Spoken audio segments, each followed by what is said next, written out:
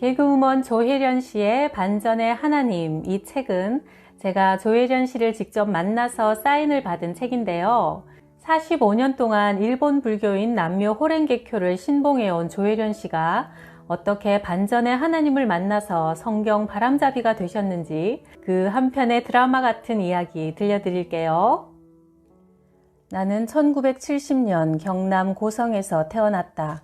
아버지가 장손이었던 우리 집은 무조건 대를 이을 아들이 필요했다. 그러나 너무 안타깝게도 엄마는 딸 넷을 내리나 엄마의 실망과 할머니의 역정은 이루 말할 수 없었다. 5번째 아이를 가졌을 때 엄마는 그 전에 한 번도 꾸지 못한 엄청난 태몽을 꾸었다. 꿈속에 커다란 호랑이가 먼 곳에서부터 돌진해서 엄마 뱃속으로 훅 뛰어들어오는 게 아닌가. 그러니 그 누가 아들이라고 믿지 않겠는가. 그리고 확률적으로 5번째 정도 되면 이제 아들이 나올 거라고 확신했다. 매일 다르게 불러오는 배를 어루만지며 엄마는 입으로 반복하여 아이에게 주입시켰다. 니는 아들이데이, 아들이어야 한데이, 나를 살려낼 아들이다. 태교의 힘이 얼마나 대단한지 엄마의 이 끊임없는 간곡한 당부의 말에 아이는 아들이 되기 위해 뱃속에서 근육을 키웠다. 목소리도 남자가 되기 위해 최대한 중저음으로 남성 호르몬은 풍부하게. 드디어 10달이 되어 산통은 시작되고 아이의 머리통이 빠져나오는데 모두들 탄성을 질렀다. 머리통이 장군감처럼 큼지막하고 튼실했기 때문이다. 아이를 다 빼내기도 전에 할머니랑 아버지는 머리통만 보고 기뻐서 조씨 집안에 아들이 나온다며 환호를 질렀다. 그런데 아이의 몸이 다 빠져나오자 아이 받는 걸 도와주던 아주머니가 먹고 이를 웃자면 좋노 하고 탄식을 뱉어냈다. 10달 동안 아들이라고 철석같이 믿어온 엄마는 고추가 달려있지 않다는 말에 울음을 터뜨리며 이렇게 내뱉었다. 이 배신자가 시나? 내가 태어나자마자 엄마한테 들은 말은 배신자였다. 나는 그냥 태어났을 뿐인데. 그 밤에 엄마는 옆에서 새근새근 자고 있던 나를 거꾸로 엎어놓은 채 이불을 뒤집어 씌웠다. 꼴도 보기 싫은 가시나 그냥 확 죽어버리라. 그러나 뱃속에서 근육을 키운 나는 목의 근육을 사용해 옆으로 3cm 정도 고개를 돌려 숨을 쉴 수 있었다. 한참 뒤에 엄마가 이불을 들춰보니 땀을 폭 흘리면서 아주 푹 잘 자고 있더란다. 질긴 목숨이었다. 고등학교 3학년 때 담임선생님은 나와 전체적인 분위기가 맞는 공대를 추천했다. 나는 한양대 화학공학과를 택하려고 했다. 내 꿈은 안정적인 직업을 가지고 시집 잘 가서 행복하게 사는 것이기 때문이다. 원서 내기 3일 전 친한 친구 3명이 찾아와 말했다. 혜련아, 너는 사람들을 웃기고 너무 재밌어. 네가 얼마 전에 학교 축제 때 연극하는 모습을 잊을 수가 없어. 너는 꼭 그 일을 했으면 좋겠어. 그 친구들은 교회를 다니는 크리스천들이었다. 몇 번 교회를 나오라고 내게도 권유했지만 나는 거절했었다. 3일 뒤 나는 원서를 내러 학교에 갔다. 당연히 내 손에는 담임선생님이 써준 화학공학과 원서가 들려 있었지만 어떤 강한 힘에 이끌려 나는 연극영화과로 고쳐서 냈다. 경쟁률 19대 1을 뚫고 합격했다. 사실 연극영화과 하면 진짜 잘생기고 멋진 남자들이 많을 거라 상상하는 건 당연한 거 아닌가? 나는 부푼 가슴을 안고 대학에 들어갔다. 근데 첫 오리엔테이션에서 너무나 실망했다. 권혜효, 박광정, 이문식, 설경구, 유호성, 홍석천이 있었다. 나는 기가 막혀서 이렇게 말했다. 여긴 무슨 철학과예요? 분위기가 너무 난해해요. 선배들은 나를 쭉 훑어보더니 어이없다는 듯 이렇게 공격했다. 야, 너는 체육학과 같아. 어디서 지적질이야? 첫 연기 시간 설레는 마음으로 독백을 준비해갔다. 나는 갈매기라는 작품을 준비했고 핀 조명을 받으며 선배들 앞에서 떨리는 마음으로 연기했다. 대사는 틀리지 않았고 감정도 잘 표현했다고 생각했는데 교수님은 대뜸 이렇게 말씀하셨다. 너는 사람 웃기는데 타고났다. 연기보다 개그를 해라. 그때만 해도 나는 전극 연기를 하면서 드라마를 하고 싶었기에 교수님의 의견에 반기를 들었다. 교수님, 어떻게 한 번 보고 판단하십니까? 저는 진지한 연기를 하고 싶습니다. 다시 한번 봐주세요. 그리고 더 진지하게 한여름밤의 꿈에 등장하는 헬레나 역을 했다. 사랑을 표현하는 대사였는데 그 연기를 하자 사람들이 다 웃었다. 웃긴 내용이 아닌데? 교수님이 입을 열었다. 봤지? 넌 그냥 개그맨 해. 그렇게 내 진로는 결정되었다.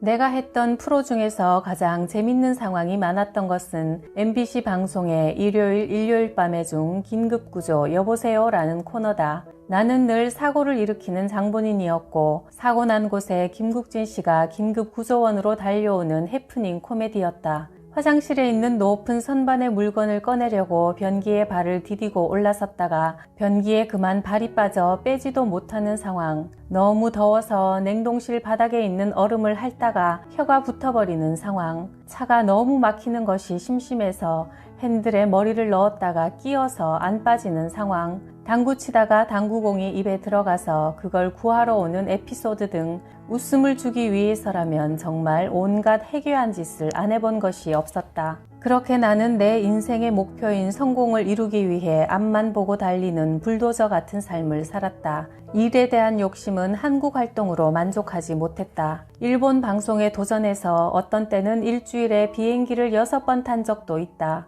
월요일은 한국, 화요일은 일본, 다시 한국, 또 일본으로. 사실 일본 활동을 하는 것을 가족과 한국 매니저는 반대했다. 어린 나이도 아니고 가정도 있고 한국 일도 바쁜데 굳이 일본까지 가야 하냐고 말렸지만 무언가에 꽂혀서 불도저처럼 뚫고 나가는 나를 누구도 막을 수 없었다. 내 인생은 언제나 무언가에 목이 잔뜩 말라 있었다. 그 무엇으로도 채울 수 없는 이유 모를 목마름으로 밑빠진 독 같았다. 그렇게 정신없이 바쁘기만 한 엄마를 보며 아이들은 언제나 사랑에 목말라 했다. 일요일 새벽 2시 생방송으로 해야 하는 산대자폰 프로그램 대본을 일본 집에서 공부하고 있는데 국제전화가 걸려왔다. 8살 된 딸 유나였다. 엄마, 나 너무 열이 나고 아파. 열이 40도래.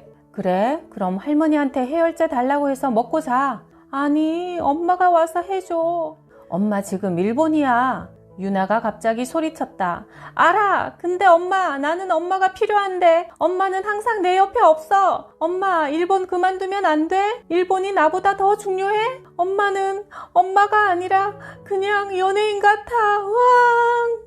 나는 전화를 끊었다. 마음이 너무 아팠기 때문이다. 나는 왜 나 자신을 가만두지 못하는가? 왜 마음을 내려놓고 행복하게 살지 못하는가? 작은 다다미 방에서 얼굴을 파묻고 많이 울었다. 다 울고 또 대본을 보긴 했지만 부모님이 경남 고성에서 내 뒤로도 딸 2을 더 낳아 딸 7을 데리고 경기도 산본으로 이사오게 되었을 때 아버지의 누나인 고모는 남묘 호랭개교를 우리 가족에게 믿으라고 했다. 일본에서 건너온 불교라는데 절에 다니는 게 아니라 집에서 수행하는 거라 카더라. 남들이 좋다 하니 한 믿어봐라. 열심히 하면 스스로 자기 속에 있는 부처의 불성을 끄집어내는 고등불교라는 거였다. 부자로 잘 사는 고모의 땅에서 농사를 지으며 살아야 하는 우리 가족은 어쩔 수 없이 이 종교를 믿어야 했다. 나는 개그맨 시험에 낙방하고 나서 매일 도시락을 싸들고 그 종교의 회관에 가서 똑같은 말을 수없이 반복하는 주문 같은 기원을 하루 10시간씩 100일간 도전했다. 다리에 쥐가 나서 다리 사이에 방석을 2개씩 끼워 넣고 참아냈다. 그렇게 종교 활동을 열심히 하게 된 나는 한국에서 그 종교의 대표적인 연예인이 되었다.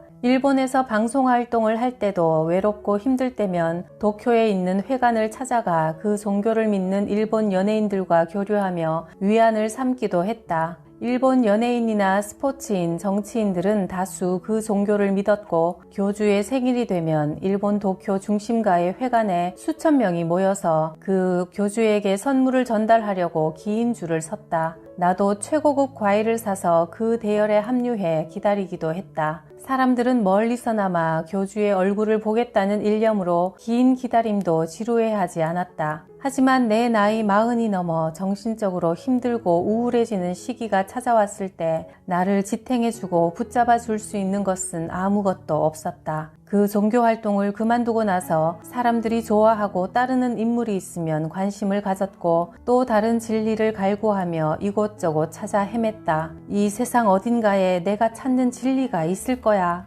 방송을 하며 친해진 배우 김원희가 어느 일요일에 전화를 걸어왔다. 언니, 내가 언니 집 근처 교회에 다니는데 혹시 시간 되면 잠깐 들를 수 있어? 나를 교회로 끌어들이려는 것 아닌가 하는 불안한 생각에 귀찮기도 했지만 집에서 가깝다니 거절을 못하고 체육복에 슬리퍼를 신고 강아지까지 안고 교회로 향했다. 주차장에 들어서자 원희와 표인봉 오빠가 함께 나를 반겨주었다. 원희가 미소를 지으며 뭔가 건네주었다. 언니, 이거 선물이야. 꼭 읽어봐. 난생 처음 받아보는, 처음 만져보는 성경책이었다. 난 그날 받은 성경책을 열어보지도 않고 책장 구석에 던져놓으며 궁시렁댔다. 아니, 읽을 책이 얼마나 많은데 나한테 이딴 걸 읽으라고? 나는 개그우먼 이성미 언니와 가까운 곳에 살았고 아주 친하게 지냈다. 언니는 사람들의 이야기를 잘 들어주는 편한 존재였다. 성미 언니는 예수를 믿지 않는 나를 안타까워하며 같이 교회 가자고 권유했지만 나는 황소고집으로 지조를 지키며 거부했다. 그런데 성미 언니는 욕쟁이였다. 말끝마다 아주 디테일한 욕들을 꼭 붙여가며 말해야 직성이 풀렸다. 언니, 어제 걸레 물고 잤어? 왜 그렇게 욕을 해? 사랑하니까 그런 거야, 이년아. 어릴 때부터 엄마 없이 자라 혼자 외롭고 힘들었던 쓴뿌리들을 그렇게 입으로라도 풀다 보니 입버릇이 된 것 같았다. 그런데 언니는 캐나다 밴쿠버로 이민 가서 매일 새벽 기도하고 성경을 읽으며 인격적으로 하나님을 만나게 되었다. 그중 가장 큰 변화가 언니의 욕하는 입버릇이 싹 고쳐진 것이다. 어느 날 하나님의 음성이 들려왔단다. 그날도 언니는 여느 때처럼 말 안 듣는 아들에게 시원하게 욕을 해주었단다. 너 엄마 말 그렇게 더럽게 안 듣다가 하늘에서 번개가 쳐서 그게 나무에 떨어져서 그 나무 밑에 있던 네가 깔려서 꽥 하고 돼질 거다. 그날 언니가 기도하는데 하나님이 그러시더란다. 딸아, 네, 말씀하소서. 네가 아들에게 하는 욕 있지? 네. 그거 그대로 되게 해줄게. 네. 그 후에 언니는 걸걸한 그 입을 단번에 뜯어 고쳤다고 한다. 성미 언니가 캐나다로 간 지 4년이 지났을 때 너무도 언니가 보고 싶어서 밴쿠버로 찾아갔다. 그때가 한참 일본 활동을 시작하고 몸도 마음도 모두 힘들었을 때다. 오랜만에 성미 언니를 보고 나는 깜짝 놀랐다. 한국에서 봤던 욕쟁이 언니랑 너무 달랐다. 욕하는 모습은 아예 찾아볼 수 없었고 얼굴은 마치 매일 기름 마사지를 해서 번들번들한 것처럼 광채가 났고 무언지 모르게 편안해 보이는 모습이었다. 그날 밤 언니가 나에게 고백했다. 내가 매일 새벽 기도를 나가는데 혜련이가 하나님을 만나게 해달라고 기도해. 중보기도 하는 사람들 목록 중에 6번이 김용만, 7번이 조혜련인데 언니의 기도는 이루어져 김용만 오빠도 지금은 신실한 크리스천이다. 근데 그날 밤 나는 성미 언니한테 편지를 썼다. 언니, 나는 하나님을 믿지 않아. 미안한데 내 이름은 빼줘. 나는 내 종교생활 열심히 할 테니까. 그러나 성미 언니는 내 부탁을 들어주지 않았고 그 중보기도를 멈추지 않고 계속 한 것 같다. 그 후 성미 언니는 7년 뒤 하나님의 부탁으로 한국으로 돌아왔다. 밴쿠버가 너무 마음도 편하고 좋아서 돌아오기 싫었지만 당시 연예인들 중에 최진 씨를 비롯해 스스로 목숨을 끊는 일들이 자주 일어났고 하나님이 성미 언니에게 한국으로 돌아가서 외롭고 지친 연예인들을 연합시키는 예배를 시작하라는 마음을 주셨단다. 근데 언니는 돌아가기 싫어 며칠을 기도하며 버텼는데 하나님이 그러시더란다. 좋다. 그럼 너는 여기 있어라. 나는 간다. 네? 하나님의 그 마음을 듣고 언니는 느헤미야가 예루살렘에 돌아와서 성벽을 재건하는 마음으로 한국으로 돌아와 연예인 연합 예배를 만들었다. 처음에 10명으로 시작한 예배가 지금은 300명이 한 달에 한 번씩 모여 예배드리는 모임이 되었다. 그 무렵 나는 개인적으로 너무 힘든 상황이었다. 내가 믿던 종교 생활도 그만두게 되었고 일도 하기 싫어졌고 삶에 아무런 의욕이 없어 우울증과 무기력증에 빠져 있었다. 인생은 무엇일까? 어떻게 사는 것이 맞는 걸까를 늘 고민했다. 어느 날 TV에서 어느 스님이 시원하게 즉석에서 답해주는 것이 마음에 들어 한동안 그 스님의 강연을 따라다닌 적도 있다. 철학책들을 펴서 노자, 공자, 소크라테스도 읽어댔다. 그러나 내 헛헛한 마음은 어느 무엇도 채워줄 수 없었다. 결국 나는 이혼을 했다. 사람들에게 웃음을 주는 사람으로서 그런 아픈 모습을 보여주기 싫어 많이 고민하고 노력했지만 그렇게 결정이 내려졌다. 내 삶은 피폐해져 갔다. 모든 게 싫었다. 인기도, 돈도, 방송도 모두. 이혼 후 나는 한동안 방송을 접고 중국에서 혼자 살았다. 그러다가 지금의 남편을 우연히 만나게 되었다. 중국에서 사업하는 사람이었는데 그도 나처럼 이혼의 아픔을 가지고 있었다. 이야기를 나누다 보니 서로 위로해주는 좋은 친구가 되었다. 그렇게 좋은 만남이 이어졌는데 몇 달 후 그가 뜻밖의 질문을 던졌다. 하나님에 대해 어떻게 생각해? 이 사람도 어렸을 때부터 하나님을 믿는 크리스천이었다. 내가 세상에 존재하는 많은 사상, 철학을 공부하고 내린 결론은 세상의 모든 종교는 하나라고 생각해. 인간이 행복하게 살려고 믿는 진리는 하나 아니겠어? 힌두교든 불교든 천주교든 기독교든 말이야. 그러자 그 사람은 말했다.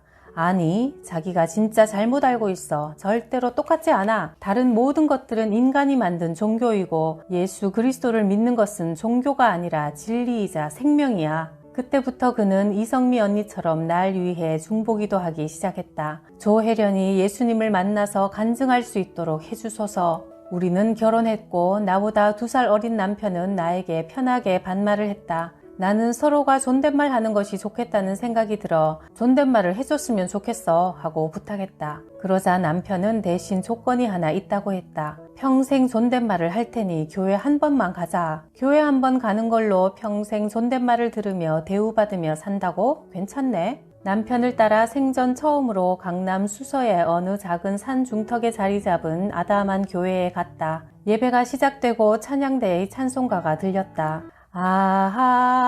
하나님의 은혜로 있을 데 없는 자 왜 구속하여 주는지 난 알 수 없도다.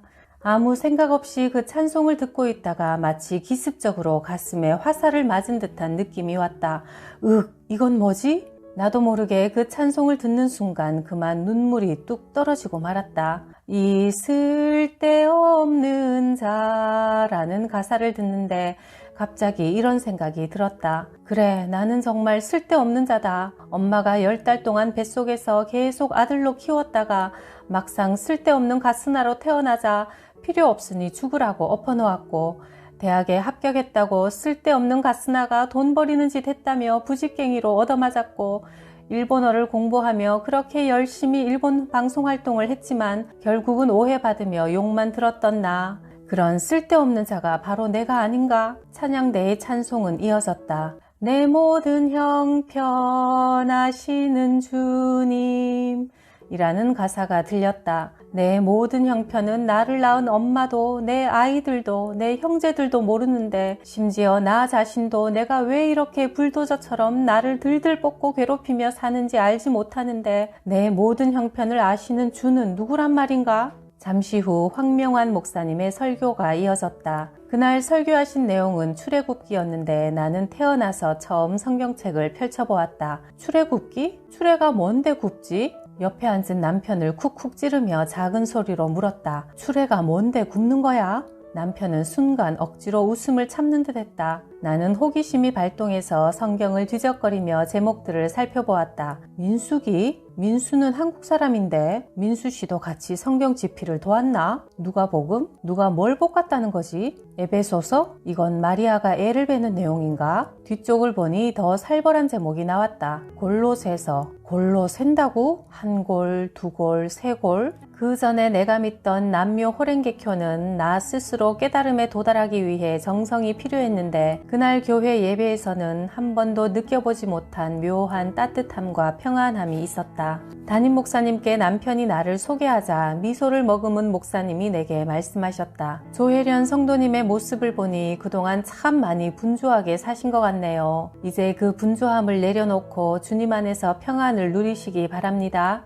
목사님 말이 딱 맞았다. 그동안 난 참 분주하게 살아왔다. 그것이 더 유명해지기 위해서였는지, 돈을 벌기 위해서였는지, 또 다른 성취감을 맛보기 위해서였는지, 무엇을 위해 그렇게 바쁘게 사는지도 자각하지 못한 채 많은 일들을 하느라 나는 정말 고단했다. 나도 그 분주함을 내려놓고 싶었다. 그렇지만 어떻게 내려놓는지 방법을 알지 못했다. 나는 하나님의 존재에 대해 알고 싶은 마음이 조금씩 일어나기 시작했다. 매주 드리는 주일 예배는 마치 메마른 땅처럼 갈라진 내 마음 위에 촉촉히 내리는 단비 같았다. 그 평안한 느낌이 좋아서 그 다음 주 또 다음 주에도 교회를 갔다. 하나님이라는 크고 따뜻한 존재에게 내 마음을 다 고백할 수 있어서 좋았다. 그리고 44년 동안 살면서 8만 대장경도 읽고 어려운 철학책들도 열심히 읽었지만 이제 전 세계 베스트셀러인 성경을 읽어야겠다고 결심했다. 시간이 나는 대로 파주에 있는 공영도서관에 가서 성경에 관련된 서적들을 찾아 펼쳐놓고 성경을 읽어나가기 시작했다. 그렇게 교회를 다니기 시작한 지 3개월이 되었을 때 남편이 나에게 영접 기도를 하자고 했다.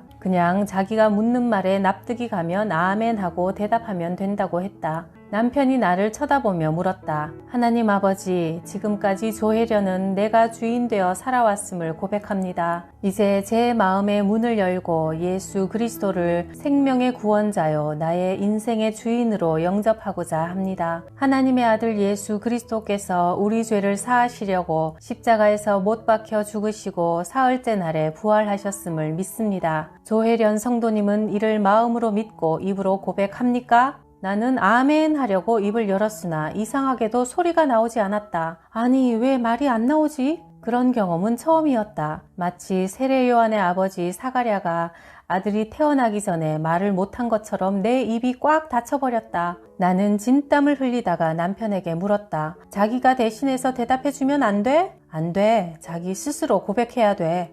남편은 안타깝게 나를 바라보다가 성경을 펼쳤다. 하나님이 세상을 이처럼 사랑하사 독생자를 주셨으니 이는 그를 믿는 자마다 멸망하지 않고 영생을 얻게 하려 하심이라. 요한복음 3장 16절 이 말씀을 믿습니까? 나는 인정하고 싶었으나 내면에 숨은 고집스런 악의 세력들이 자리를 내주지 않는 듯했다. 그런 내면의 갈등이 느껴지자 갑자기 나 자신에게 화가 났다. 나는 순간 소리를 질러야겠다고 생각했다. 등 뒤의 근육에서부터 힘을 끌어올려 입 밖으로 큰 소리를 내질렀다. 네! 믿습니다! 아니, 믿고 싶습니다! 이제 예수님을 믿겠습니다!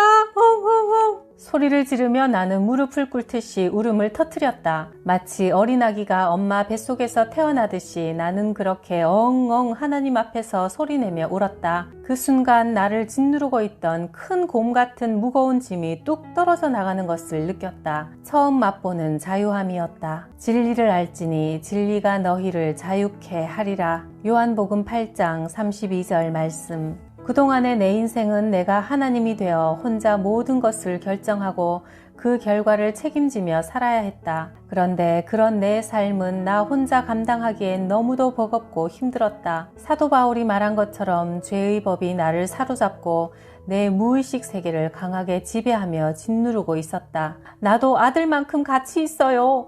여기 나 좀 봐주세요. 라고 소리치며 나라는 존재를 인정받기 위해 미친 듯이 두 팔을 흔들고 아우성치듯 분주하게 달려왔다. 그런데 내가 하나님께 무릎 꿇고 항복했을 때 하나님은 내게 이렇게 말씀하셨다. 내 딸아, 그렇게 네 자신을 내몰아가며 괴롭히지 않아도 된다. 배추는 배추다우면 되고 장미는 장미다우면 되듯이 너는 그냥 있는 그대로 너다우면 된단다. 남편과 나는 부둥켜 안고 많이 울었다. 그날 밤 나는 눈물의 영접 기도를 드리고 그렇게 살아계신 예수님을 내 안에 영접했다. 예수님을 인격적으로 만난 첫사랑의 감격적인 순간이었다. 그 후 성경을 읽으면서 하나님은 나를 태초에 세상이 만들어지기도 전에 너는 내 딸이다 라고 정하시고 기다리셨음을 깨닫게 되었다. 너는 두려워하지 말라. 내가 너를 구속하였고 내가 너를 지명하여 불렀나니 너는 내 것이라. 이사야 43장 1절. 하나님 아버지의 그 사랑은 너무도 든든했다. 세상 부러울 것, 두려울 것이 없었다. 2015년 1월 1일 나는 물과 성령으로 세례를 받았다. 세례받는 순서가 시작되기 전부터 내 얼굴은 온통 눈물 범벅이었다. 눈물로 마스카라가 다 번져서 내가 예전에 했던 골룸 분장이 따로 없었다. 세례를 받고 나서부터 나는 하나님에 대해 더욱 알고 싶었었고 이 엄청난 진리를 모르고 사는 사람들에게 거리로 뛰쳐나가서 예수 믿으시오 라고 소리 지르고 싶었다. 하나님을 부정하는 사람들은 삶의 주인이 자기 자신이라고 믿는다. 본인이 모든 걸 판단하고 결정하며 살아가기 때문이다. 그런데 내가 나의 주인이라면 나와 관련한 모든 것을 결정할 수 있어야 한다. 나의 성별, 외모, 부모, 인종, 국적 등 정작 본인에게 가장 중요한 것은 스스로 결정하지 못한다. 이것은 곧 내가 나의 주인이 아니며 될 수도 없다는 반증이다. 내가 믿던 남묘 호랭개교에는 사제불이라는 말이 있다. 스승과 제자가 둘이 아니라는 정신이다. 그 종교를 믿는 많은 일본 연예인과 정치인들은 그 교주를 항상 생각해서 닮아간다는 사제불의의 정신으로 살아간다. 어느 날 기도 중 하나님은 뜬금없이 과거 나도 내 종교 생활에서 신조로 삼았던 그 단어를 떠올려 주시며 물으셨다. 너는 예전에 스승과 제자가 하나라는 사제불의 정신으로 사람을 존경했는데 그가 너를 위해 죽어주었느냐? 아니요, 아직 살아있다고 하던데요. 예수는 너를 위해 죽었다. 너의 죄를 감당하기 위해 십자가에서 마지막 피 한 방울까지 아낌없이 다 흘리고 죽었다. 그런데 너는 너를 위해 죽은 예수를 하루 24시간 중에서 얼마나 생각하며 살아가니? 예수와 네가 둘이 아니라는 생각을 진심으로 하니? 머리를 한 대 맞은 것 같았다. 이 세상 어떤 종교에도 철학에도 어떤 사람도 날 위해 대신 죽어준 존재는 없다. 날 위해 십자가에서 죽으신 예수님, 그것이 바로 하나님의 사랑인 것이다. 나는 그 하나님을 더 잘 알고 싶어서 성미 언니와 연예인 성경 공부 모임에도 나가고 김남국 목사님, 조병호 목사님 등 여러 목사님들에게 열심히 성경을 배웠다. 성경에 얽힌 웃픈 일화를 들은 적이 있다. 교회 다니는 친구와 다니지 않는 친구가 주일에 우연히 길에서 만났다. 교회 가냐? 응. 근데 성경책은 왜 가지고 가냐? 너 교회 다닌 지 50년 되었다면서? 그런데 아직도 그걸 다 못 외웠냐? 일리가 있는 말이다. 성경 전체는 아니더라도 많은 부분을 외울 수 있겠다는 생각도 들었다. 한 번은 모태신앙 자매님과 대화를 하게 되었다. 내가 그때 신약의 사도행전 중에 스데반의 죽은 부분을 읽고 있어서 내가 먼저 운을 뗐다. 스데반은 정말 대단한 분인 것 같아요. 그때 그분이 고개를 끄덕이며 이렇게 대답했다. 맞아요. 진짜 하나님의 마음을 잘 전하시는 구약의 선지자죠. 이런 어이없는 일들을 겪으면서 나는 성경을 더 잘 알고 싶어졌다. 남편과 일주일에 한 번 아는 전도사님에게 성경 과외 공부도 받았다. 그리고 내가 전도한 둘째 언니에게 쉽게 성경을 읽게 하려고 성경을 읽어서 카톡으로 녹음해서 보내기 시작했다. 매일 5장씩, 주일은 쉬고 월요일부터 토요일까지, 그러니까 매주 30장씩 읽었다. 그렇게 하면 10개월에 일독을 할 수 있다. 레위기를 읽을 때 언니가 단톡방에 이런 글을 올렸다. 레위기 제사는 너무 어렵다. 차라리 한국 제사가 더 쉽다. 홍동백서. 그렇게 계속 읽어서 언니는 벌써 성경 2독을 했다. 둘째 언니에 이어 내 바로 밑에 동생도 전도했다. 이제 8형제 중에서 3명이 하나님께로 돌아왔으니 3분의 1이 넘은 거다. 나 혼자에서 시작해 이제 하나하나 하나님이 친정 식구들을 구원하시는 역사가 너무나 기대된다.